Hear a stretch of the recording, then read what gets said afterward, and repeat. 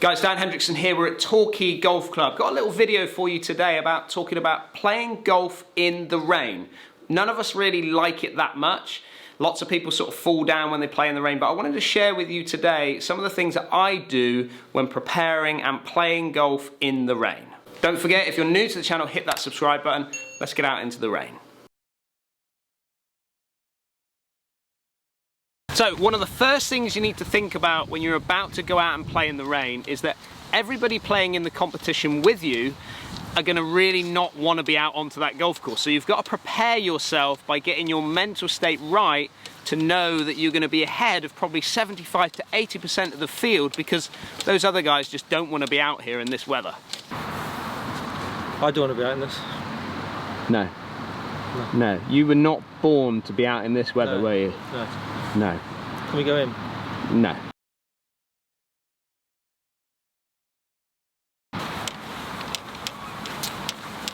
So one of the things you need to think about from the beginning whenever you're out in the rain is that you're going to layer up. You're going to be having waterproof jackets on, you're going to be having waterproof trousers on.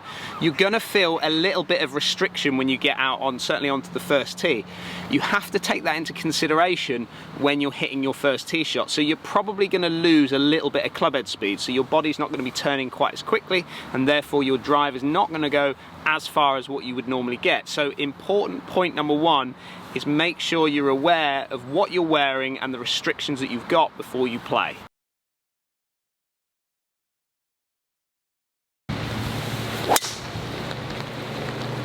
So just before you tee off, just make sure that you wipe the face of the club. As soon as you get water between club face and ball, you're going to start to move the spin numbers around and get sort of deflection off the side of the club face. So just make sure you keep that face as clean as you possibly can. Dry off the golf ball as well. It's definitely going to help with those spin numbers.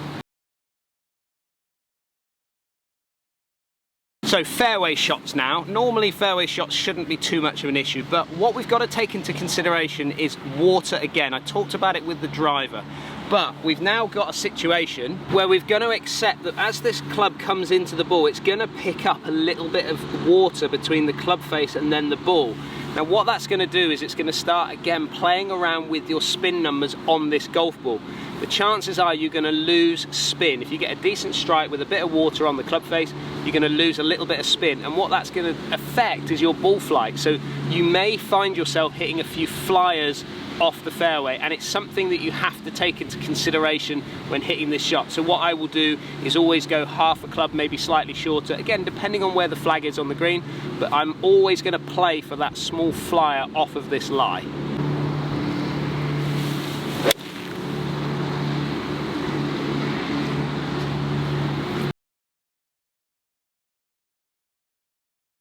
Okay, similar story when you come into the rough or semi-rough situation. Normally I would be playing for a slight flyer from this particular lie, but now I'm definitely going to be playing for that flyer. Sometimes when it's sat a little bit nicer in the rough, you can sort of play that you might not quite get that jumper off this lie.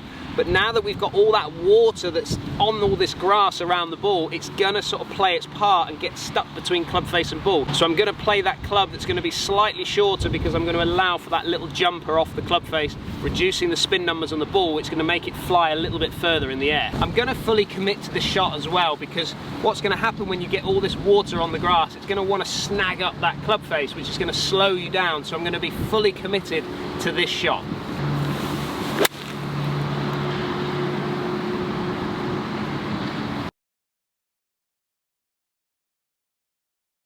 Bunker shots in the rain. Now this is always a tricky one, because you've got to play it slightly differently than what you would do from kind of a normal bunker shot, or I certainly do anyway. Now the reason for this is because the sand is very compact. So overnight we've had lots of rain, it's continuously rained all morning, and this bunker is really compact down, which means that you're not going to have that fluffy kind of feel under the golf ball when you slide that club through.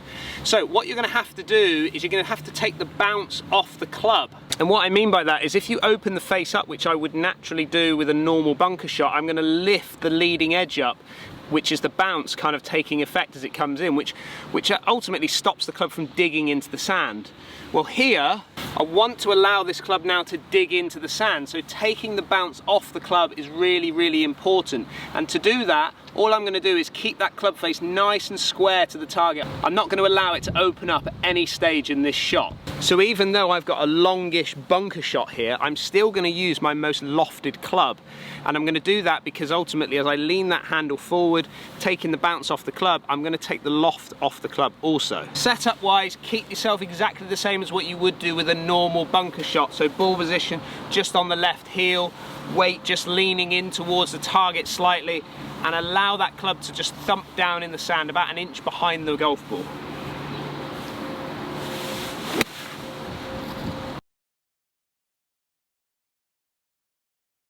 Chipping in the rain. Now this is a bit of a challenge. Now I've got wet conditions obviously where the ball is situated, but also the biggest factor that I need to take into consideration is how much water is on the green. I've got lots of water that's sat on the surface of this green, so when this ball lands it's going to skid a little bit forward before it starts to grab up on me here. I'm going to have to take that into consideration, so I'm going to allow this ball to sort of almost go a little bit further than I would normally expect it to go in this situation.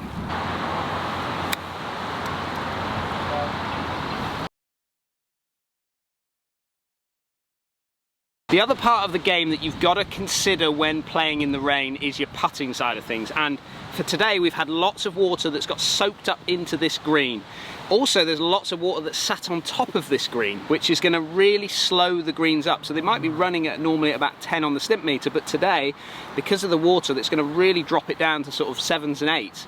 Now I have to take that in consideration when I'm obviously getting the pace of my putts right, so having a practice putting session before you go out is key, but also I've got to take into consideration my break and how much that ball's going to move when the greens are this slow. So on this putt here, I would normally allow for probably a 2-inch break, but because of the speed of the greens, I'm just going to bring that down a fraction. I'm going to make it a 1-inch putt just to play for the slow part of this green, which is going to quieten that break just a little bit.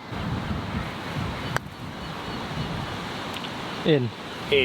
Let's just get ourselves back into the clubhouse now, and I just want to show you a few other things that you need to consider when you're playing in the rain. So after playing a few holes in the driving wind and rain, I'm feeling quite tired. Holding up that umbrella, leaning it into the wind, those sorts of things, it's going to make you feel very, very tired at the end of the round. Having lots of food and water out on the golf course is very, very important. I see so many people not drinking water on the golf course when the wind and rain is coming in. It's really important that you keep those energy levels up right the way throughout the round of golf. Put that on my account. You no longer have an account with us.